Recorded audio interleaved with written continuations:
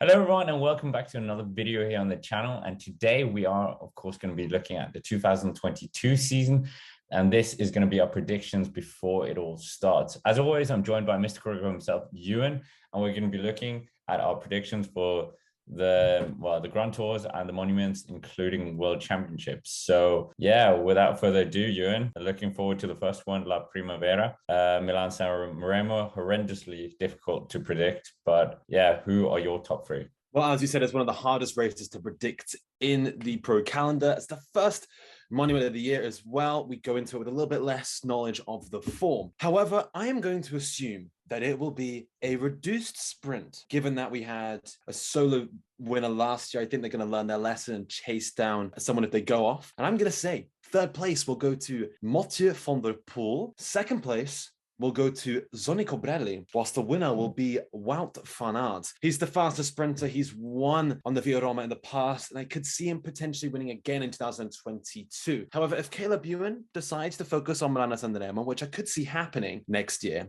I wouldn't put it past him to do well. He's come second twice. So with the caveat of Caleb Ewan, I would say Van Aert is my winner for the Primavera. Fair enough. Your winner is my third place. Second place is João Philippe. And then I'm backing Mathieu van der Poel for, I think, a third year in a row to take this win. But we'll have to wait and see if that comes into fruition. So now we come on to perhaps our favorite race, Ronde van Vlaanderen. And last year, of course, we saw the awesome edition where Casper Asgreen out-sprinted Mathieu van der Poel. And Ewan, what is your top three here? Well, looking at the Ronde van Vlaanderen, I'm going to say third place will go to a Ronde debutant, Tom Pidcock, who will have a really, really solid ride. The Ronde, I think, is one of the most accessible monuments to a debutant. We've seen Peterson and Asgreen do well in the past on some of their first editions. So I'm going to go out there and say Pidcock does really well, rolls with all the punches. Second place will go to Casper Asgreen. It's his favorite race. He's finished on the podium twice there already, of course, being the reigning champion. And the winner will be Mathieu van der Poel, who will learn from last year and will focus on winning the Ronde van Vlaanderen again. It's his sponsor's big goal locally, so I could see him really going all out for this and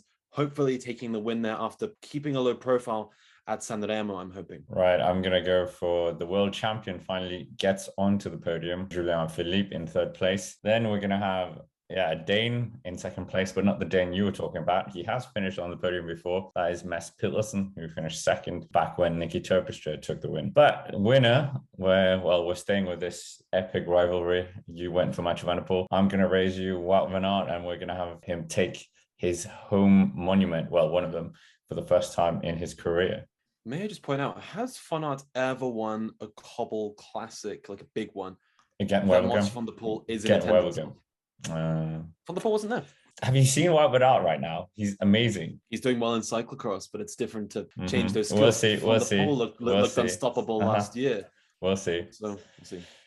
Anyways, we digress. Next, we come to perhaps the most exciting monument of the year. It certainly was in 2021. And that is, of course, Paris-Roubaix. And Ewan, it was a very muddy edition. We did see Mathieu van der Poel on the podium, and we saw one of your predictions actually finish second, but Sonny Colbrelli, the debutant, took the win. All three of them actually debutants on the podium. But who are your podium for this year? I'm going to assume we're back to normal in terms of Roubaix. Like it will be dry, and it will be probably back onto its normal schedule. We're hoping things in France look okay for the time being. Mass gatherings are peaked at 20,000 people.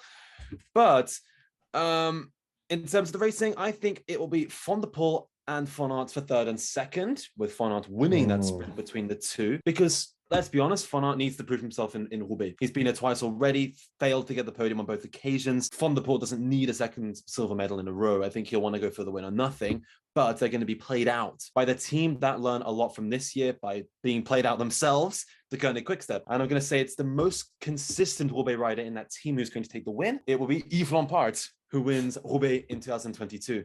He was my pick for the Ronde, but hey-ho, there we go. I'm going to back everybody's favorite bad boy, and that is Gianni Moscon, who looked like he was going to take the win, finish in third place for Astana. Then we're going to get Dylan van Baarle replicate his World Championships performance by finishing second under the radar kind of thing. But riding away to the solo win is going to be the former under-23 winner of Paris-Roubaix and world time trial champion Filippo Ganna. I mean, he's targeting this and wearing the yellow jersey at the Tour de France. So it'll be fascinating to see how Pipo goes. And I guess given now that Moscon's gone, he's going to have to be Ineos's leader. I mean, apart from Von Barlow, who's also on your podium. Yeah, true. 1-2 Ineos Grenadiers. That's probably not going to happen. They have horrendous record doing it, but I'm optimistic in this podium. But anyways, going to the oldest monument of them all, and that is, of course, Liege-Bastogne-Liege. We've seen 2 Slovenian winners take it in the 2 past years. And Ewan, do you think that trend is going to continue? Yes, but before we discuss my Slovenian winner, let's begin with third place, which will be Michael Valgren, who I think is actually going to bounce back a little bit next year. We saw he looked really good towards the end of last year. I think maybe had some teething problems and injuries getting into the vibe at the Education First Nippo.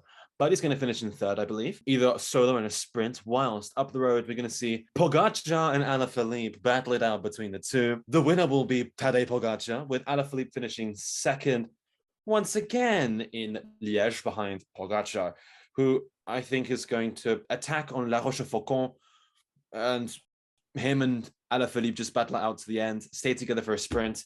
I think Pogačar's got the better kick out of the two, if I'm honest. I'm trying to not be as predictable as you, but we've seen that the Liège-Bastogne-Liège winner hasn't quite managed to defend the title for a while now. But in saying so, I'm going to say Adam Yates is going to repeat his Lombardia podium, finish in third place. And then up the front, we're going to have a sprint, not between 2 Slovenians, but between Maximilian Schachmann and the winner, Julian Philippe, who's going to be the first world champion in a while since Bernard Hinault, something he hasn't done in the 2 past years since he's won that jersey. It's also the first monument that he ever podiumed back in 2015 when he was still a very, very young rider. He said in the French press that he's looking to target races a little bit better this year instead of going for everything like he maybe did in 2021. So it could be fascinating to see what Julian does. But really, in a one-up battle between him and Pogačar... Yeah, but Pogačar is not here. Pogačar is not here. It's him and Schachmann.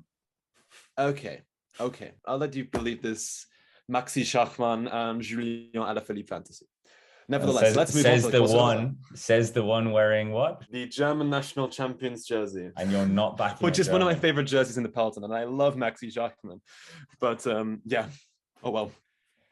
Anyways, now we come to perhaps our favorite, well, definitely my favorite Grand Tour, and that is the Giro d'Italia, which of course this year starts in Hungary. And yeah, Jörn, what is your podium?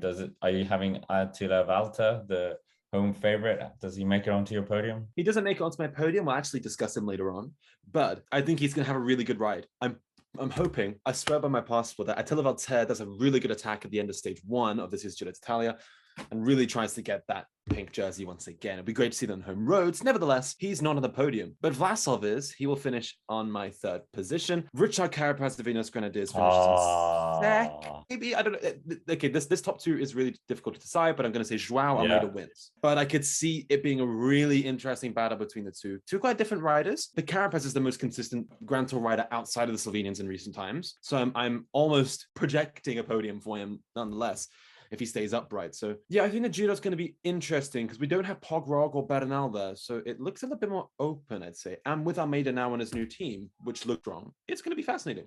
I predicted exactly the same podium as you, so I might just change one of them for Landa.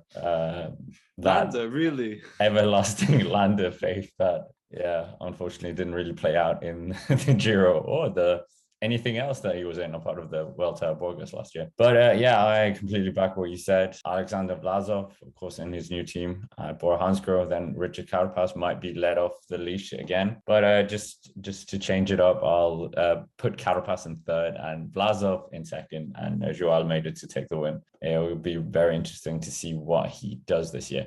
But nevertheless, moving on, we come to the biggest race of them all, and that is, of course, the Tour de France. And we've had Slovenian dominance here for the past 2 seasons.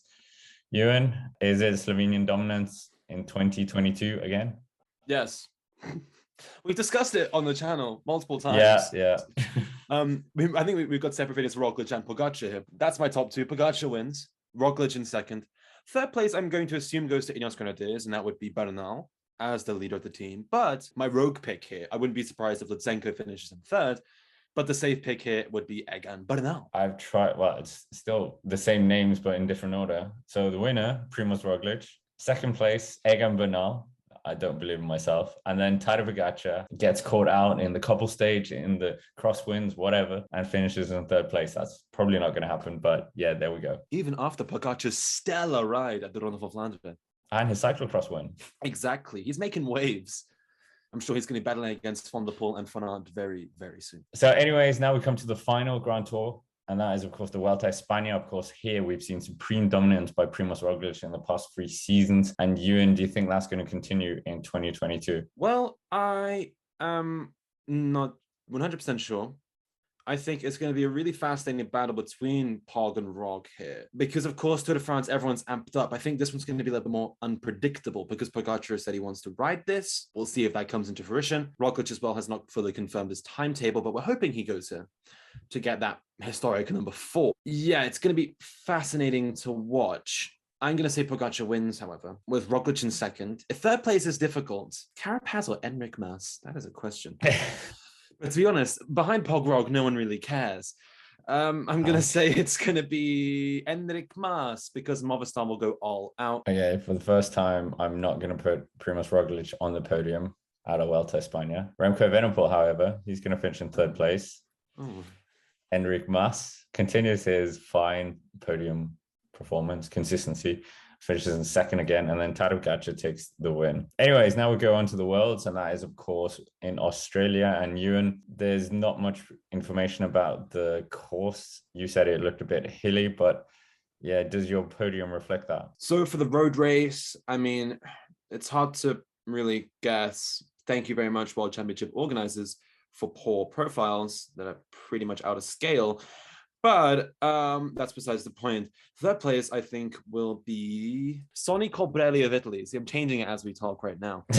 Because this will end in a sprint, a hilly sprint with little tougher men. Second place will be Wout van Aert, who loves a silver medal in international events. Be a home victory for Caleb Ewan, who will focus, I think, mainly on the Worlds this year. He has what it takes to win. We know that from his Sanremo performance last year and how he's done in the past. He's not doing the silly 3 Grand Tours in 1 year thing we think this year. Yes, his team will be relying on him for victories, but I think the Worlds will be the goal. It'll be fantastic for him to get that home win, and what a story that would be. Okay, since you stole my winner, I'm going to change it a bit. So in third place, we're going to have the 3-time winner of the World Championships jersey, Peter Sagan, in third place. Then we're going to have Caleb Ewan, the home favorite, finish second. But at the front, we're going to get, at this point, the Tour of Flanders winner take the World Championships. And that is, of course, Wout van Aert, who's probably going to be the world cyclocross champion as well at this point from the beginning of the season. So Wout van Aert, I have faith in you. I'm not necessarily confident in Wout van Aert in international road races. He always lets us down, doesn't he? So, of course, there's no World Championships without a time trial. And I'm going to relieve you of my very dull podium. It's Remco Evenepoel in third, Wout van Aert second, Pipo Ganna for gold. Exactly the same podium as 2021. I've gone for a bit more of the home favorite. So, well, not really. Rowan Dennis in third place, Remco Evenepoel in second place, and then Filippo Ganna first place. So yeah, come on, Ganna. But yeah, that not much to discuss there. Well, I should put Kasper Asgreen in there, maybe.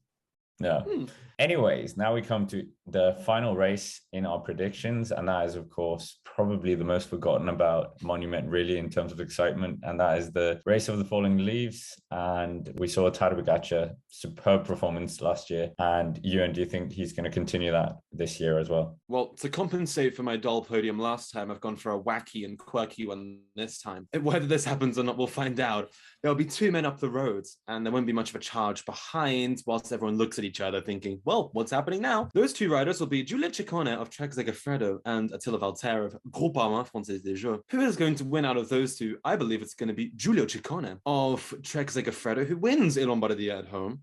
He might be from Abruzzo, but it's not far away in distance. Second place goes to Valter, who's been going under the radar this season, maybe after his wonderful Maglia Rosa in Hungary earlier in May. But third place will then go to Julien Alaphilippe, who will sprint to a third place. And not gonna lie, I think this will be the most forgotten about victory in Giulio Ciccone's career, but it's a Lombardia, it happens after all. I kind of don't want to just pick Tadej Pogačar, but after the storming performance we saw him here, and at this point he'll have won the Vuelta a España, and He would have finished third in the Tour de France. But yeah, so he might be out for a bit more blood. So I think he's going to take the win. Third place, we're going to have Vlasov, who has finished on the podium before. And then Israel Stardom Nation, going to be the first time they feature on my predictions list with Mike Woods, who really does like this race. He really teased me, though. I was waiting for a roll of the eyes. Yeah, full sack. Oh, now that he's on Israel. Yeah, full sack. Yeah. Sorry, full sack. To be fair, this year has been a little bit void of Danish winners, which is refreshing. No Similarly, Danish I have winners. not overestimated Alaphilippe or the French. Oh, well, we'll have to see if any of this comes to fruition. We did quite well. Well, 2021 prediction was not bad last year. Some of them were right, I think. No? Yeah. Some of the more predictable ones. And then, yeah, but it's always hard because we're working with provisional start lists from a year out. Yeah. We don't know what the form's like. Who knows? Yeah. Tadej Pogačar might just say, I'm bored of cycling, then becomes an investment banker during June. Who knows? Or I don't know, Roglič decides to focus his year on winning Roubaix instead. Like, we just don't know. So with that, that's basically it for the video. Make sure to comment down below what your predictions are, and then we'll come back in 12 months and all laugh at each other. Well, not even 12 months. But that's it for this video. Thank you very much for watching. Make sure to subscribe to the channel and to stay up to date with everything we're doing. And of course, thank you very much for watching and have a nice day.